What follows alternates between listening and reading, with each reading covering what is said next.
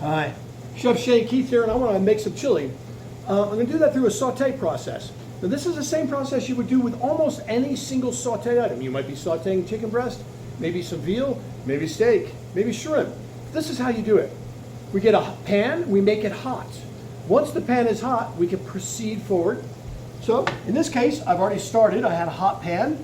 I put my garlic and onions in it with oil, and I kept cooking it. Now let's review here.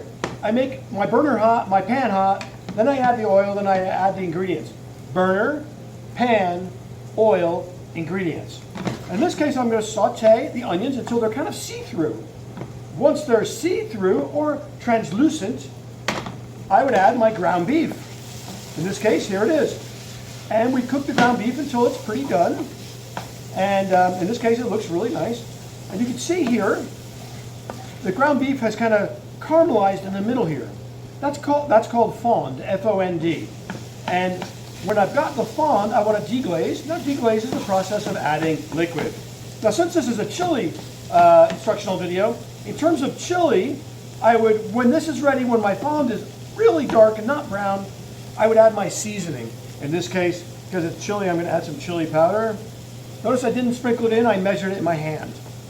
Now, I put it in, I stir it around. Oh, it gets really fragrant and really, you got the flavor. So, you can see it's kind of now turning beautiful red. I would add my cumin in here, my coriander, whatever it is that you need to add, except salt. We'll save that to the end. Now you can really see the pan is browning here. At this stage, I will deglaze, which is the process of adding a liquid. I've got beef stock. I could use diced tomatoes. I could use beans. Here we go. It's going to sizzle. My beef stock. Oh, yeah. So now I'm going to simmer it. Now remember, simmer is a boil, but at a low rate. So instead of big bubbles that you would use for seeing spaghetti water or something like that, it's kind of low, medium bubbles. So at this rate, I can put anything in I want. My beans. I could put corn in here. I could put diced peppers. I could put green chilies. I could put sour cream. Whatever you want to put in the chili, this is the time to do it right before you cook it. So again, the review is hot burner, hot pan, oil, then put in your ingredients, let them cook until they're translucent.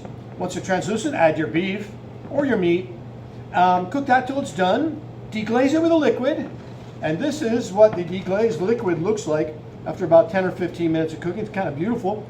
We're going to cook that down until it's thick, and we're going to have a nice chili. In this case, it's chili con carne with no beans. Okay, with that in mind, hope you have a really good chili day here.